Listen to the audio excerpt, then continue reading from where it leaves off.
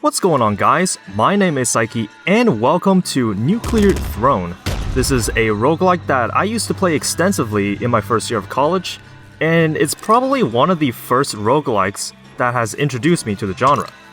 So without further ado, let's take a look at this game.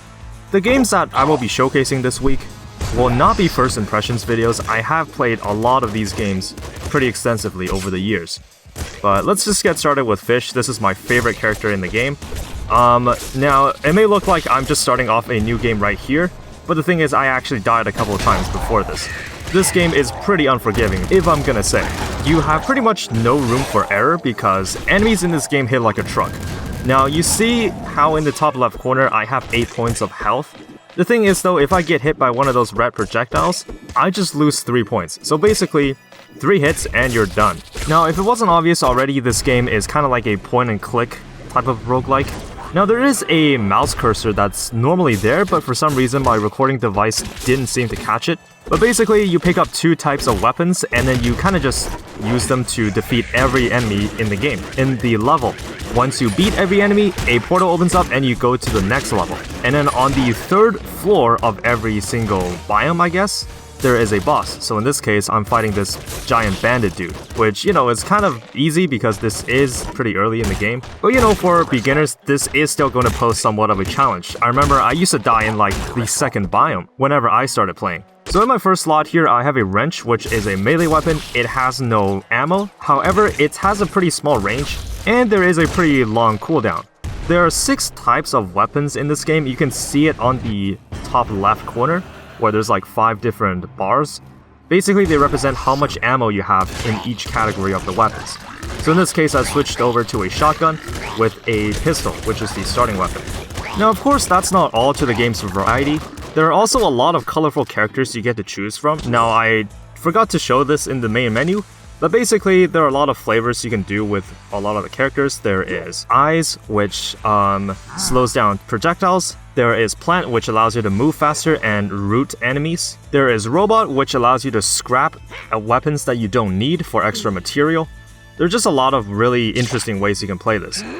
And Fish, which is kind of like the original character of the game, is the character that I main. I just really like Fish. He can roll, however, contrary to what you might expect, the roll doesn't actually give you invincibility frames.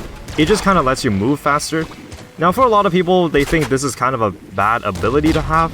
And yes, I think it's probably not as good as some of the other abilities, but I just really like playing Fish. Every time you level up, you get to pick a mutation from 4 different options, just like this one. I decided to take Laser Brain because it increases the damage of all energy weapons. Now, you might also be wondering, well, is there any type of upgrade systems or routes you can go to? Well, there are alternate routes you can do. I just didn't want to showcase any one of them here. And really, the weapons that you get all depend on like a tier system. Some weapons are just better than others, but you only get them at later sections of the game. Some of these weapons are atrocious, just like the ones I checked over there briefly. The crossbow and the sticky launcher, I just don't think they're very good. And we're gonna move on to this crystal biome. I picked up a fire shotgun and I used the laser rifle. A lot of the mutations you pick are just kind of generally good for specific characters. There is a mutation that damages all enemies on the screen whenever you take damage.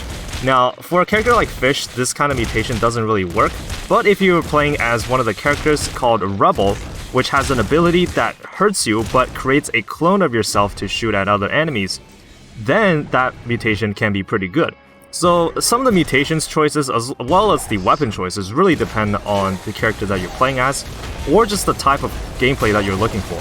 This game can kind of be described as a bullet hell, but honestly I've seen more extreme bullet hells out there, such as Enter the Gungeon. It's definitely more of an arcade type of approach to roguelikes, which, is a pretty interesting flavor to have in the genre.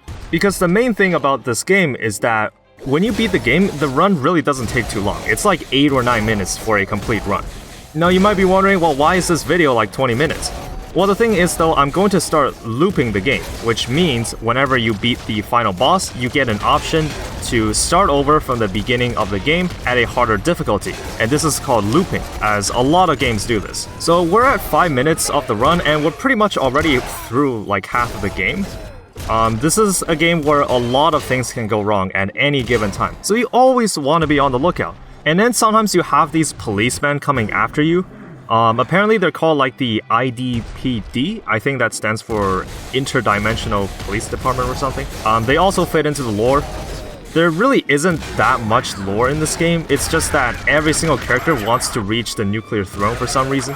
You can probably search up a video on explaining the lore, but you know, it's not really my type of thing. But basically, we're just mowing through all of these enemies to get to the nuclear throne so we can sit on it, because reasons. But I'm doing pretty well. You might see that I'm fairly low on health, but the thing is, it's pretty easy to get it back.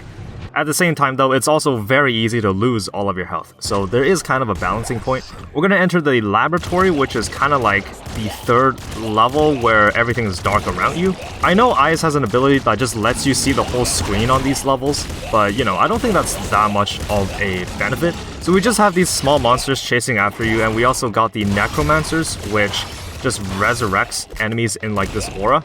And as you can see, some chests actually are mimics, and you have to hit them once to make sure that they are dead so you can get their drops. We're gonna enter the throne area. I don't know what to call this place, but basically we're nearing the end of the game now. And yes, we're only at like 7 minutes and we're already nearing the end of the run. But here's where things start to get a little messy. If you get hit by one of those glowing balls, you actually lose 5 points of your health. So it's very important to watch where you're going. But you know, I think the weapons I have right now are pretty powerful. It pretty much two-shots all of the enemies, and we're gonna move on to the second last level of the game, which is essentially the same level, but times 2, I guess. And then I picked up a stress mutation, which reads that your fire rate increases the lower your health you have. So basically, because I have Rhino skin, which increases my maximum health, it's gonna be more efficient for me to use the stress mutation, since I can technically lose more health than usual. Basically, all characters start with 8 points of health, and then I believe it's the only character that starts with 2, so again, you pretty much just die to any source of damage. And then Rhino skin increases the maximum health by 4 points. And then here I'm going to pick up a heavy auto crossbow. Now normally this is a weapon I pretty much never use, but because I'm coming up on the final fight, which is the nuclear throne, it has really poor range, but the thing is the target is so big it really does not matter. So in this fight, you just go up this long corridor, you tag the throne once with damage, and it's gonna get angry at you. Normally what you're supposed to do in this fight is to just keep damaging the throne until it dies, but the thing is there are these generators around the arena, and if you destroy them before killing the throne, you get to loop the game, which like I said before, lets you start from the beginning, and it's basically like a new game plus. And just like that, we're gonna destroy the 4 generators, and we're gonna start inputting DPS onto the throne. As you can see, it's kind of just over in an instant. Now normally this boss fight really takes a bit longer than you might expect, but I just have a pretty decent setup, I guess. So normally when you beat the game, you're supposed to sit on the throne, but for some reason this portal opens up to you if you destroy the generators, and then you kind of fight the second phase of the throne. So it kind of just floats around you. It drops these giant balls which explodes but also gives ammo. Now you might think that this is pretty easy as you just saw me kind of beat it in like 10 seconds, but again it's kind of because I have a pretty decent weapon for this fight. And just like that, we're gonna start looping the game. So we're gonna start from level 1 once again, but this time around we're gonna fight tougher and newer enemies. Now you might be wondering, well, how do I beat the game? The thing is, most people when they play this, they just keep looping until they die and see how far they get. But as far as I can tell, I know there are 2 separate endings to this game. The first one is kind of like the normal ending, which you just sit on the throne and then the game is over. The second ending is, when you're looping, you will find these police trucks kind of just teleport out of nowhere, and you can actually ride one of them to the police station. And then you kill their chief, which is like a hidden boss, I would say, and then that is the other ending. But again, most people just kind of keep playing the game until they die. So again, like these police officers are gonna come after you, and then this truck comes in. Basically, there's like a frame where when it stops, you can actually enter the truck, and then you automatically get teleported to the police station. I'm not gonna do that here, but I'm just saying that is an option. And here, what I'm doing is that I'm reached level 10, and when you reach level 10, you take from 2 ultimate mutations, which are different for every single character. So for Fish, His two ultimates are, I think, in the first 7 seconds of a level, you do not use up any ammo at all. And the other one is that more chest spawn. Now, this build, what I'm doing, it really doesn't need a lot of ammo, so, you know, I just thought, might as well get more chests. We're gonna have all these things flying out of nowhere. And a bonus thing about melee attacks is that they actually deflect enemy projectiles. The only downside is that they're pretty slow, and they have fairly small range. But here we're gonna get teleported to the sewer, but this time around things are gonna be a little bit different. Now the last time we were here, it was just a fairly normal biome. It had some frogs, it had the rats, it had the giant green rats, but this time around we're gonna fight a brand new boss. This boss is not here the first time you reach this biome, and it's only here if you start looping the game. So all the more reasons to get good, I guess. You'll see in a second, I'm not gonna fight the boss just yet because I still have some cleanup to do. But it spews out a bunch of poison at you. Now, just like a lot of anime fan bases, this boss specializes in toxicity. But a good thing about my setup is that my guitar is able to actually knock out all the gas. So really, the less health that I have, the more damage I'm gonna do because I can swing the guitar faster. For some reason though, the guitar is exclusive to Fish. It's only there if you start looping with this character only. It does not appear if you're playing as any other characters. So I guess that's another reason why I pick Fish. But I pick up an incinerator, which is kind of like a triple firing machine gun, except it also fires fire bullets.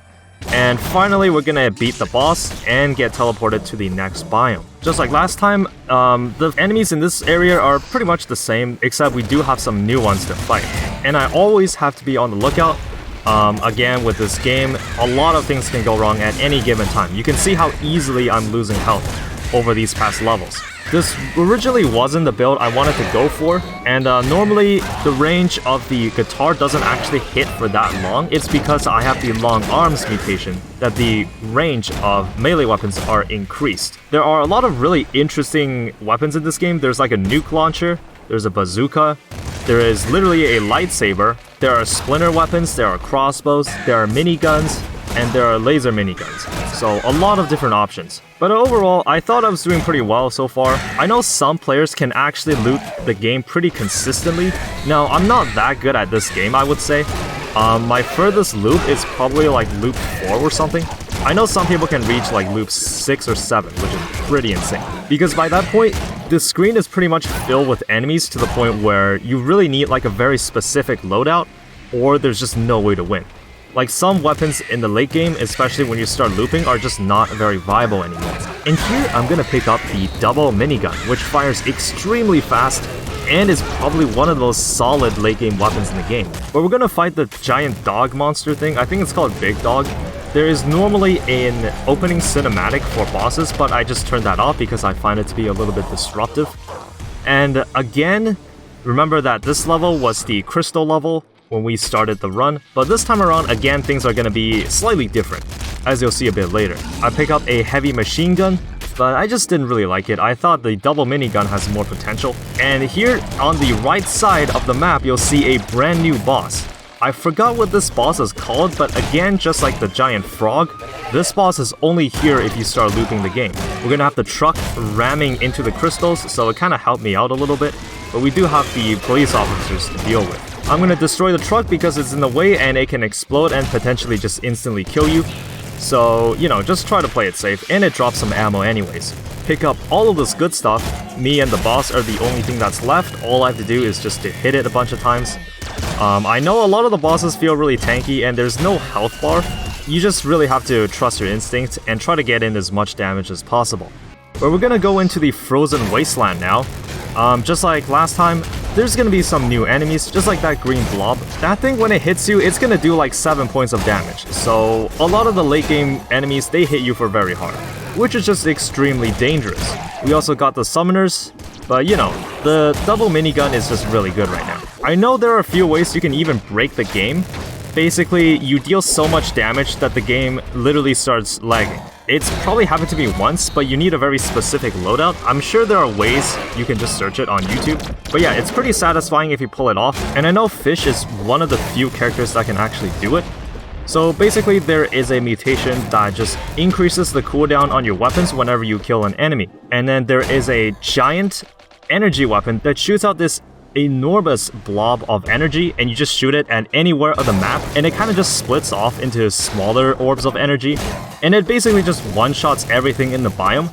But the thing is, the cooldown on it is like 20 to 30 seconds. But the thing is though, with the help of that mutation which decreases the cooldown, you can basically just keep doing it. And the screen starts to be so hectic that it will start lagging. And recall that one of the ultimate mutations for fish is that in the first 7 seconds of a level, you use no ammo. So you can just spam that weapon over and over and just try to lag your computer to the point where you're afraid that the game might crash. Obviously, this is not one of those runs. You have to be pretty lucky to get it. But yeah, transport into the next level. This time around, again, we're going to be fighting one of the previous bosses that we've already seen, and that is Little Hunter. A lot of people think he's probably the most annoying boss in the entire game because of his small hitbox, and he kind of shoots out a lot of lasers at you. He just kind of jumps around and just tries to be as annoying as possible. He's probably like the hardest wall for a lot of players, though I still have trouble with him myself sometimes. You can see how annoying he's been right now. He's just kind of shooting a bunch of bullets at you. You kind of have to get behind cover, but then again, some layouts of biomes are just not really favorable because you just have this giant open space. So I guess in some extreme cases, your luck kind of matters, but then again, in every single roguelike, luck is going to matter to a certain degree. We're just gonna clean up the rest of these guys, and then we're gonna move on to the next level. Now you might be wondering, while we fought 2 additional bosses while we are looped right now, so are we going to fight a third one? And the answer is yes. You'll see the last new secret boss, I would say, when you start looping. So last time around we went to the laboratory, this time around we're here as well, but you can see how there are a lot of things that are spawning this time around. And you see this giant UFO in the center there? I believe the name of this boss is the Technomancer. Basically, he just spawns a bunch of summoners and turrets at you. So this is one of those really annoying ones. And the thing is though, you actually have to kill him like 3 times. So when you deal enough damage to him, he kind of just goes away to a different location. The guitar is doing what it can, but honestly, there's just kind of too many of them. So just like that, we broke the first UFO, and we're gonna have to go somewhere else to fight him again. But you know, we're still doing fine. Just need to get a few more ammo for my thing. And you can see there, I get run over by the truck, and I'm dead. So you can see how fast things can go wrong in this game, but overall, that was a pretty solid run, pretty above average, I would say. So that's gonna do it for me, guys. Hopefully you enjoyed this playthrough of Nuclear Throne. It's one of my favorite roguelikes of all time, and I wanted to share it now with 10k subs. Thank you all for watching, and I will see you tomorrow for the next video.